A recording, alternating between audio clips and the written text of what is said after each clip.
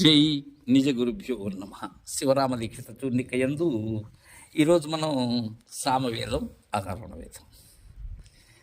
సామవేదము అంటే సామవేద సంహిత. వేదములు నాలుగిట్లో కూడా ఇది చాలా చిన్నది. దీనిలో ప్రార్థించబడినటువంటి దేవతలు 11 మంది. ఈ మంత్రాలను చూసినటువంటి వారు సుమారుగా 175 మంది. ఈ వేదంలో అంటే ఈ మంత్రాల్లో ఉపయోగించబడినటువంటి ఛందస్సులు 11 రకముల ఛందస్సులు. ఋగ్వేదములోని కొన్ని మంత్రాలు, కృష్ణ యజుర్వేదములోని కొన్ని మంత్రాలు, శుక్ల యజుర్వేదములోని కొన్ని మంత్రాలు సామవేదంలో చేర్చబడ్డాయి. ఎప్పుడెప్పుడు ఈ మంత్రాలు మహర్షుల దివ్య శ్రోత్రములకు వినబడెనో అప్పుడే కొన్ని గాన రూపమునను కొన్ని పాట రూపమునను వారికి గోచరమయ్యాయి. ఇతర వేదములలో పాట రూపమున దాల్చి ఈ వేదములో గానాకృతిని పొందుట పాఠమునకు స్తోత్రమనియు గానమునకు శస్త్రమనియు నామం.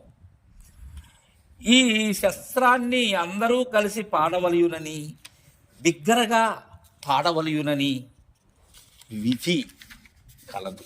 అంటే ఆ విధానం ఉన్నది. సామవేదం అంతా కూడా ఋగ్వేద మంత్రములకే గానము. అయితే సామవేదముకు ప్రత్యేకత ఏంటంటే ఏ కొద్ది మంత్రములు మాత్రము ఉన్నాయి దీనిలో. దాని చేతనే గాక గాన విశేషము చేత కూడా సామమునకు ప్రత్యేకత ఉన్నది. శ్రీ విద్యారణ్య స్వాముల వారు ఈ వేదానికి భాష్యం రాశారు. పాదబద్ధములై నీతాక్షరములు కలమంత్రములను అంటే ఒక పద్ధతిలో ఉన్న అక్షరములు కలిగినటువంటి మంత్రాలకు రుక్కులు అని పేరు. యాగములలో సామవేద గానముతో మన పూర్వులు స్తుతులు చేసి దేవతలను ఆరాధించి సిద్ధిని పొందినట్లుగా తెలుస్తూ ఉన్నది. సామగాన లోల అని భగవంతునకు సంబోధనము కూడా ఉన్నది. 7 స్వరములు, 3 గ్రామములు, 21 మూర్ఛనలు, 49 తానములు, అందు షడ్జ, వృషభ, గాంధార, మధ్యమ, పంచమ, దైవత, నిషాదములనేటువంటి 7 స్వరాలు.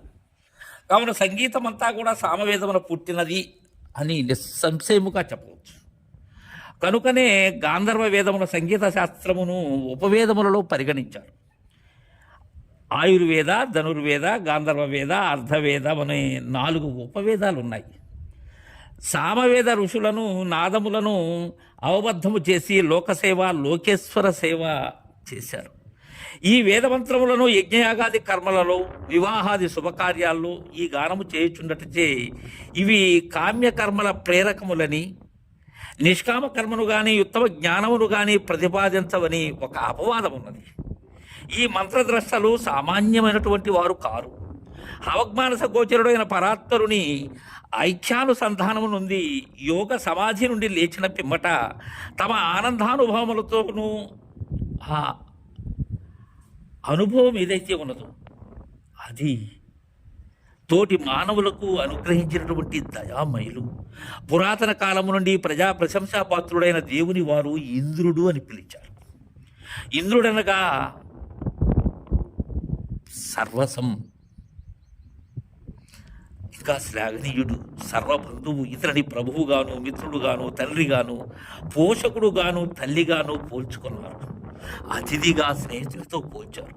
ఇంద్రుడే సూర్యుడు, దృష్టిగోచరమునకంతకను అధినాథుడు, సకల జీవరాశి పోషకుడు, మేఘమును వర్షమును కల్పించువాడు, రాత్రులందు చంద్రుడకు తేజస్సునిచ్చేటువంటి వాడు, సర్వశక్తికి ఆలవాలము ఇంద్రుడే. అలాంటి సర్వశక్తి సంపన్నుడైనటువంటి సూర్యుని ఇంద్రునిగా భజించి తదంతర్గతుడకు పరాత్పరుని ఆరాధించారు. ఆ ఇంద్రుని తృప్తిపరిచి వారి వారి మనోరథములను నెరవేర్చుకునేవారు. ఇంద్రుడికి సోమపానం అంటే మక్కువ. అది సేవించిన తర్వాత వారి వారి కార్యములను నెరవేర్చేవాడు. సోమలత యొక్క వివరణ ఏంటంటే సోమలతను ప్రతి ఇంటను పెంచేవారు. ఇది మొట్టమొదట మంజువాన్ అనే పర్వతం మీద ఉండేది. ఈ సోమలతకు 15 ఆకులే ఉంటాయి.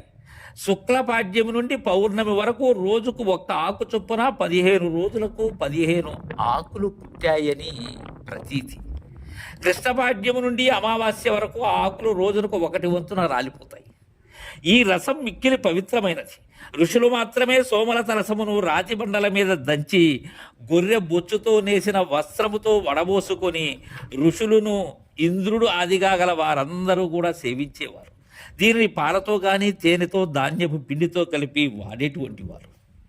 ఈ వేదాన్ని ఉపాసన ప్రధాన వేదము అంటారు. సామవేదంలోని మంత్రాలు 1875 మంత్రాలు, ఉపనిషత్తులు 1000. సామవేదం యొక్క మహావాక్యమే తత్వమసి. ఇది చాంద్యోగ్య ఉపనిషత్తులో 6, 8, 7 అక్కడ ఉంటుంది. అంటే ఏంది? 6వ అధ్యాయం 8వ బ్రాహ్మణం 7వ ఉద్గీత. ఈ సామవేద వ్యాఖ్యానాన్ని తాండ్ర బ్రాహ్మణము రాశాడు. సామవేదంలోని ముఖ్యమైనటువంటి ఉపనిషత్తులు 16. అవి కేన, చాందోగ్యో, ఆరుని, మైత్రేయిని, మైత్రేయి, వజ్రసూచి, యోగచూడామణి, వాసుదేవ, మహా, సన్యాస, అవ్యక్త, కుండిక, సావిత్రి, రుద్రాక్ష, జాబాల, దర్శన, జాబాలి అనేటువంటివి ముఖ్యమైనటువంటివి. సామవేదం వల్ల ఆనంద ప్రాప్తి, అంటే ఆ గానం వల్ల కలుగుతుంది. ఈ జ్ఞాన క్రియాకాండం కొరకు చెప్పబడినటువంటిదే సామవేదం. తరువాతది అథర్వణ వేదం. అథర్వణ వేదం అంటే ఈ అథర్వ వేద మంత్రాలను చెప్పిన వారంతా భృగు, అలానే అంగీరస ఋషుల గోత్రీకులే. దీంట్లో తంత్ర వాంగ్మయము ఉంటుంది. ఈ యంత్రాలు, మంత్రాలు, తంత్రాలు, తాయెత్తులు, చేతబడులు, భూత వైద్యాలు, మాయలమారులు, రోగాలు, దుర్ఘటనలన్నీ ఈ వేదంలోనివే. కర్మకాండ చేయించే వారికి ఇది మూలాధారం.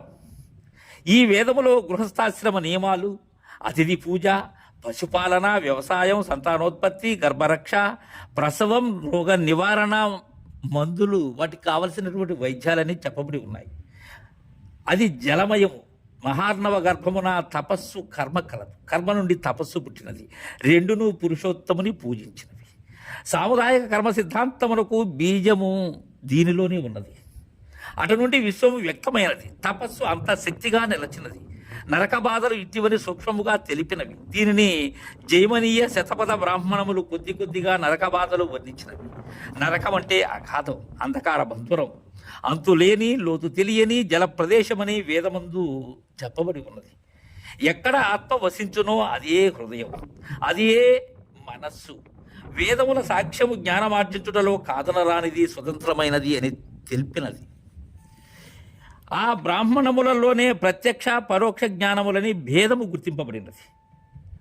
అధర్వాంగిరస్సులు రుక్తామముల నుండి వేరు చేయు నలవి కానివి. అధర్వణ వేదము వలన సర్వ సంశయ నివృత్తి కలుగుతుంది. వీటి శేషభాగములు అనగా మొదట 3 వేదములందు బోధింపబడిన సమస్త విద్యల రక్షణ బాగుగా జరుపుకునేందుకు అనువుగా ఈశ్వరుడు అధర్వణ వేదాన్ని ప్రతిపాదించాడు. యజ్ఞములతో పాటు అరణ్య జీవితమున ధ్యానము, తపస్సు ముఖ్యాంశమై ఉన్నవి. వేదమందు దేవీ శక్తులు చాలా తక్కువ. 1, 2 ఉన్నను వాటికి ప్రాముఖ్యత లేదు. ఋగ్వేదమందు తంత్ర వాంగ్మయానికి అక్కడక్కడ ఛాయలు ఉన్నాయి. ఈ వేదాన్ని బ్రహ్మవేదమని అంటారు. దీంట్లో 5987 మంత్రములు ఉన్నాయి. ఇందులో ఎక్కువ భాగం క్షత్రియ విద్య ఉన్నది. అస్త్రశస్త్ర విద్యలన్నీ, వాటిని ప్రయోగించే విధానం కూడా మంత్రములతో వివరింపబడి ఉన్నది. అధర్వణ వేదములో 50 ఉపనిషత్తులు ఉన్నాయి. అధర్వణ వేదము యొక్క మహావాక్యమే అయమాత్మ బ్రహ్మ. ఇది మాండిక్యోపనిషత్తునందు 2వ మంత్రమున ఉన్నది. 31 ఉపనిషత్తులు దీనిలో ముఖ్యమైనటువంటివి. అధర్వణ వ్యాఖ్యానాన్ని గోపద బ్రాహ్మణము తెలియజేస్తుంది. ఈ అధర్వణ వేదంలో ముఖ్యమైన ఉపనిషత్తులు 31 అన్నాం.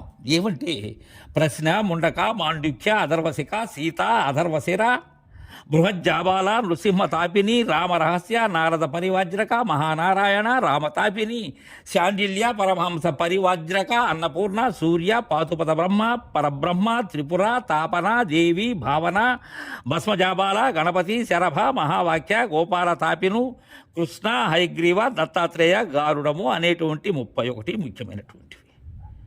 అసలు ఇంతకీ ఇప్పటి వరకు మనం తెలుసుకున్నటువంటివి వేదము అంటే ఏంటి? వేదము అంటే జ్ఞానం, విజ్ఞాన సర్వస్వము వేదం. వేదం సమస్త ధర్మాలకు మూల ప్రోతస్సు. సర్వం జ్ఞాన మయోహిస అనేది మనుస్మృతి. ఇంకా ఈ వేదమే నేను. జ్ఞానస్వరూపమైనటువంటి నేనే. ఇక ఈ 4 కూడా ఈ రుక్కు, యజు, సామ, అథర్వణ వేదములు అనేటువంటివి గురుదేవులు మనకు తెలియజేసేటప్పుడు వీటిని శృతులు అంటారు కదా. అంటే శ్రోత్రేంద్రియముతో వినేటివి. అంటే నా శ్రోత్రములే ఋగ్వేదం, నా నేత్రములే యజుర్వేదం, నా నాసికమే సామవేదం, నా అధరములే అధర్వణ వేదం. ఈ 4 వేదములు తెలిసిన పిమ్మట తర్వాత వీటిలో ఏంటంటే ముఖ్యమైనటువంటి ఉపనిషత్తులు 10 మనకు పెద్దలు తెలియజేశారు. అవే అంటే ఈశావాస్యోపనిషత్తు, కేనోపనిషత్తు, కఠోపనిషత్తు, ప్రశ్నోపనిషత్తు, ముండకోపనిషత్తు, మాండూక్యోపనిషత్తు, తైత్తిరీయోపనిషత్తు, ఐతిరీయోపనిషత్తు, చాందోగ్యోపనిషత్తు, బృహదారణ్యకోపనిషత్తు. ఈ 10 ఉపనిషత్తులు వీటి వల్ల ఆత్మజ్ఞానం కలుగుతుంది అని తెలియజేశారు. ఈ 10 వల్ల కలగకపోతే పైన మనం చెప్పుకున్నటువంటి 32 ఉపనిషత్తులు వాటి వల్ల కలుగుతుంది అని పెద్దలు చెప్పారు. అవేమంటే కటవల్లి, తైత్తిరీయక, బ్రహ్మకైవల్య, శ్వేతాస్వతర, గర్భ, నారాయణ, అమృతబిందు, అమృతనాద, కాలాగ్ని, రుద్ర, క్షురిక, సర్వసార, సుఖరహస్య, తేజోబిందు, ధ్యానబిందు, బ్రహ్మవిద్య, యోగతత్వ, దక్షిణామూర్తి, స్కంద, శారీరక, యోగశిఖ, ఏకాక్షర, అక్ష, అవధూత, కఠ, రుద్రహృదయ, యోగ కుండలిని, పంచబ్రహ్మ, ప్రాణాగ్నిహోత్ర, వరాహ, కలిసంతరణ, సరస్వతి రహస్యోపనిషత్, కృష్ణ యజుర్వేద, గీత, ద్వాత్రింశత్. ఇవి 32 ఉపనిషత్తులు. ఈ 32 ఉపనిషత్తుల వలన విఖ్యాత విదేహ ముక్తి లభింపనిచో 108 ఉపనిషత్తులను పారాయణ చేయమని శ్రీరాముడు ఆంజనేయునకు ఉపనిషత్తుల వివరాన్ని తెలియజేసినట్లుగా మనకు పెద్దలు తెలియజేశారు. ఈ అష్టశతోపనిషత్తులు, ఈ 4 వేదములలో వ్రాసిన మొత్తం ఉపనిషత్తులు 108 ఉన్నాయి. ముఖ్యమైనవి ఋగ్వేదములో 10, శుక్ల యజుర్వేదములో 19, కృష్ణ యజుర్వేదములో 32, సామవేదములో 16, అధర్వణ వేదములో 31, మొత్తం 108. ఈ 108 ఉపనిషత్తులు పఠించినచో వృత్తిరాహిత్యమై జ్ఞాన వైరాగ్యములు కలిగి వాసనాత్రయ నాశరూపమైన మోక్షము సంభవించునని వారు రూఢిగా వక్కాణించారు. ఇటు ఉపనిషత్తులకు వేదాంతము అని నామాంతరం. ఉపనిషత్తుల భావమును తెలుసుకుని విద్యను పొంది అవిద్యను నాశనము చేసుకున్నటికే ఉపనిషత్తులు అన్నారు. ఇవి కాకుండా వేదములలో ఉపవేదములు కూడా 4 ఉన్నాయి. ఒక్కొక్క వేదమునకు ఒక్కొక్క ఉపవేదం. ఏంటంటే ఋగ్వేదము నుండి ఆయుర్వేదం, వైద్య గ్రంథానికి సంబంధించినటువంటిది. యజుర్వేదము నుండి ధనుర్వేదం, ఇది ధనుర్విద్య. సామవేదం నుండి గాంధర్వ వేదం, అంటే గంధర్వుల యొక్క గానం. అధర్వణ వేదము నుండి స్థాపత్య వేదం, దీనికే అర్ధవేదమని, రాజనీతి అనేటువంటి పేరు. ఈ ఆయుర్వేదాన్ని రచించినటువంటి వారు బ్రహ్మ, అశ్విని దేవతలు, ధన్వంతరి. ధనుర్వేదాన్ని విశ్వామిత్రుడు, గాంధర్వ వేదాన్ని భరతముని, అర్ధవేదాన్ని అనేక మహాత్ములు కర్తలు. దీంట్లో శిల్పశాస్త్రం, పాకశాస్త్రం, నీతిశాస్త్రం, అశ్వశాస్త్రం అనేటివి ఉంటాయి. ఇలా ఈ 4 వేదముల యొక్క విషయాన్ని మనం తెలుసుకున్నాం. జై గురుదేవా.